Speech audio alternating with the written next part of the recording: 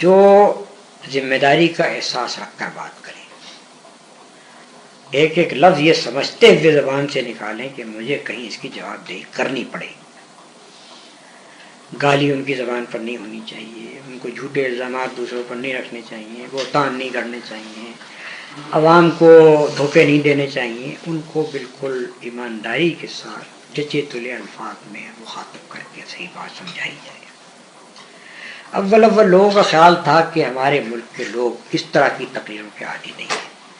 مگر ہم نے یہ ثابت کر دیا کہ اس طرح کی تقریروں میں لوگ بالکل جم کر بیٹھتے ہیں، بالکل پن ڈراپ سائلنس میں بیٹھ کر سنتے ہیں، اٹھ کر نہیں جاتے، اور جب تک بات ختم نہیں ہو جاتی اس وقت تک وہ اٹھنے کے لیے تیار نہیں ہوتے۔ یہ ہم نے ثابت کر دیا کہ ہمارے ملک کے باشندوں کے متعلق یہ رائے غلط ہے کہ وہ موب لیڈرز کی تقریریں پسند کرتے ہیں، بلکہ موب لیڈرز کی تقریروں میں وہ اکثر کھڑے رہتے ہیں، بیٹھتے بھی نہیں، چلتے پھرتے رہتے ہیں، لیکن اس طرح کی جو ذمہ دارانہ تقریریں ہوتی ہیں وہ بڑی دلچسپی سے لوگ غور سے سنتے ہیں، اور ہم سمجھتے ہیں کہ یہی زیادہ مفید ہیں اور آخرکار یہی لوگوں کے ذہن کو تیار کریں گے۔ آپ کی تقریر کا تو ایک انداز ہے، اور وہ میں اسے یوں بیان کروں گا کہ وہ بہت دھیما انداز بھی ہوتا ہے، اور تمام دلائل بڑی ترتیب کے ساتھ ہوتے ہیں، بلکہ میرا اپنا تجربہ یہ ہے کہ اگر انہیں نوٹ کیا گیا کہیں پیش کرنے کے لیے تو بالکل ایسا معلوم ہوتا ہے جیسے کہ مضمون باقاعدہ لکھا ہوا۔ تو کیا آپ پہلے تیاری اسی طرح کرتے ہیں اس کی، یا نہیں، میں بس پوائنٹ ذہن میں مرتب کر لیتا ہوں، جب کوئی چیز میرے ذہن میں مرتب ہو جاتی ہے تو پھر وہ اسی ترتیب سے ہو، خواہ قلم پر کاغذ پر لانا ہو یا زبان سے بیان کرنا، وہ اسی ترتیب سے پھر آتی ہے۔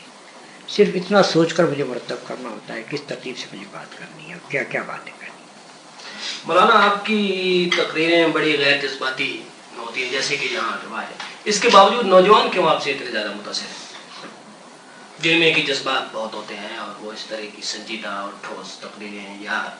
کتابیں پڑھنے کے عادی نہیں ہیں، یا اس طرح کی تحریک کو پسند نہیں کرتے جس میں جذبات زیادہ نہ ہوں بلکہ ٹھوس کام کرنے، لیکن ہم دیکھتے ہیں کہ نوجوان پورے ملک کے جو ہے وہ ان کی اکثریت جو ہے وہ آپ کے ساتھ ہے۔ اچھا ہوتا کہ یہ سوال آپ انہیں سے کرتے کہ تم کیا دیکھ کر تم وہ کیا ہے سودا کا شعر، سودا جو تیرا حال ہے اتنا تو نہیں، وہ کیا جانیے تو نے اسے کس حال میں دیکھا، تو ان سے پوچھیے کہ بھائی تم نے کیا دیکھا، میں کیا بتاؤں۔ آپ کا کیا انالیسس ہے؟ میرا یہ خیال ہے کہ چونکہ مسلمان طالب علم اندر سے اس کے اندر ایک اسلام اترا ہوا ہوتا ہے جو ماں کے دودھ کے ساتھ ہی آتا ہے، جب وہ کالجوں میں اسکولوں میں آتا ہے تو اس کے سامنے بالکل ایک دوسری چیز آتی ہے جو اس کو اسلام سے دور ہٹانے والی ہوتی ہے، مگر اس کا اندر کا ضمیر یہ نہیں چاہتا اسلام سے دور جانا۔ اگر کوئی ایسا اس کو مل جائے جو اسلام کو معقول طریقے سے اسے سمجھا دے تو پھر اسے وہ پورے اطمینان سے مسلمان رہتا ہے، اور ہر اس چیز کا وہ رد کرنے کے قابل ہوتا ہے جو اس کو اسلام سے پھیرنے والی ہو۔ یہی چیز ہے جس نے طلباء میں یہ کانفیڈنس پیدا کیا ہے، اور کوئی چیز میں نہیں سمجھتا کہ اس کی موجب ہوئی ہو۔ ان کا بنیادی طور پر دل میں مسلمان ہونا اور ان کا یہ خواہش رکھنا کہ ہم مسلمان رہیں، جب وہ ان کو مسلمان رہنے کے لیے ایک سہارا مل جاتا ہے عقل اور دلیل سے، اور ان تمام چیزوں کو رد کرنے کے وہ قابل ہو جاتے ہیں جو ان کو اسلام سے پھیرنے کے لیے اس جدید تعلیم میں لائی جاتی ہے، تو پھر وہ پورے مطمئن ہو جاتے ہیں، اور یہ اطمینان ہی ان کو ہمارے ساتھ وابستہ کرتا ہے، کیونکہ وہ یہ سمجھتے ہیں کہ یہ ہم نے ان کی ایک قابل قدر خدمت انجام دی ہے۔ انہیں ایک بات سمجھ میں نہیں آتی کہ مثلا طلباء میں یہ تحریک کا اثر ہے، اور اس کو ہم دیکھتے ہیں یونینوں کے انتخابات میں، یہاں سے کراچی یونیورسٹی، پنجاب یونیورسٹی اور دوسرے مقامات پر اس قسم کے نوجوان جو ہیں وہ بالوں اپنی مقبولیت کی سنت حاصل کرتے ہیں، معلوم ہوتا ہے کہ ان کے پیچھے عام طور پر یہ تاثر ہے کہ نوجوان طبقہ ہمارا اپنی معاشرت میں، اپنے انداز میں، اعتبار میں دین سے، نہ صرف دین سے بلکہ ہمارے انداز جو اخلاق آداب ہیں ان سے بھی بے بہرا ہوتا جاتا ہے، ہٹتا جاتا ہے۔ جو کیفیت آپ بیان کر رہے ہیں یہ اس سے 10 گنی ہوتی ہے اگر جماعت اسلامی نے یہاں کام کیا ہو۔ چونکہ جماعت اسلامی نے یہاں کام کیا ہے اس لیے طلباء کا ایک گروہ تو وہ ہے کہ جس نے اپنی زندگی کو بھی اسلامی طرز کے اوپر ڈھال لیا ہے، ایک گروہ وہ ہے کہ جس کے خیالات تو بدل چکے ہیں لیکن وہ ایک ماڈرن تہذیب کے سے دور نہیں ہٹنا چاہتا،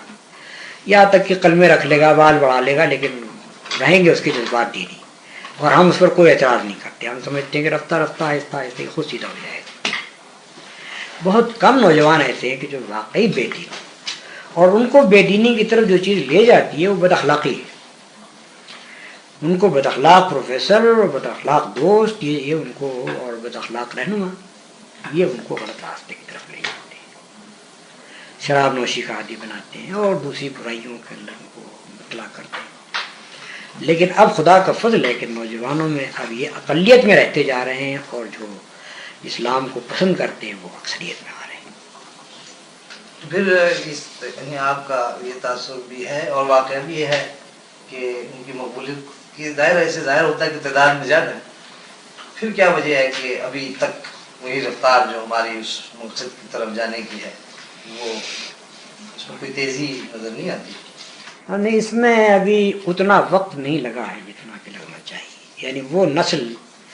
جو ہمارے اثرات سے متاثر ہوئی ہے